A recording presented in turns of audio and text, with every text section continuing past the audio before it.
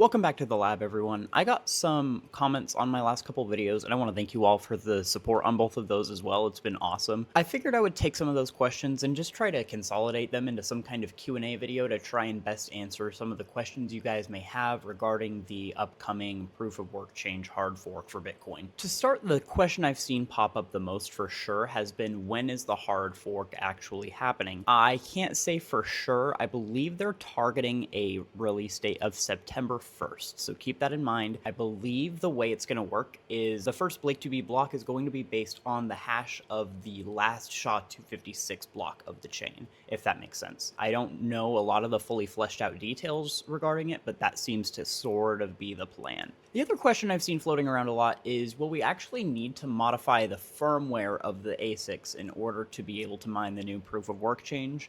My answer is I don't think so. People have been doing quite a bit of digging on this, and from what it seems, we kind of initially thought we might need to, but it seems like with Datum and the way these new block headers are shaped, we won't need to do any kind of firmware modification, at least on the SIA side of things. If you have another Blake2B miner that you're interested in mining this with, you may need to look at some kind of firmware modification. I'm not too sure.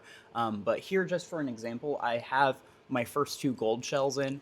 It's an SC box and an HS box. So they get around 900 gigahash and 500 gigahash on SIA coin.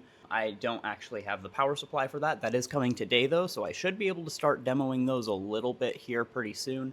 And then I also have some other HS boxes on the way, as well as an SC Lite coming from China, but that may take a while. But in total, once that SC Lite gets here, I should be coming up on around 8 terahash, which won't be too bad, honestly. I figured I would throw this in here too. I've also had quite a few people ask about CPU or GPU mining. I did make one little short video talking about this briefly, but I'll mention it here as well.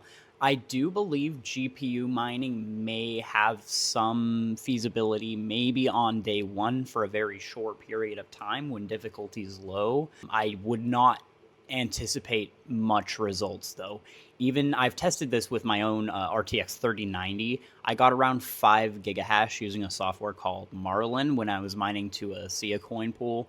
That doesn't seem super promising, considering one of these HS boxes alone does 100 times that, and then the one right next to it does twice as much as that one. So very quickly you can see how GPUs can get completely scaled out. CPUs are pretty much non-viable from the start here. The ASICs are too prevalent. They aren't super common, and I know there's definitely some supply issues. SC Lights are sold out everywhere now. You cannot get those things. They are gone, dude. But I would expect manufacturers to start spinning stuff up soon. There is absolutely demand for it. So I would expect either Gold Shell or Bitmain or one of those manufacturers to probably start spitting more of these out here in the near future. I just can't say for sure necessarily when that would be. I also had a couple people on my Umbrel setup video ask why I didn't do any kind of mention of StartOS, which is Start9's free OS that you can install like Umbrel. And I definitely should have. A lot of people use StartOS, and it's definitely an interesting tool. Would recommend anyone interested in it look into it.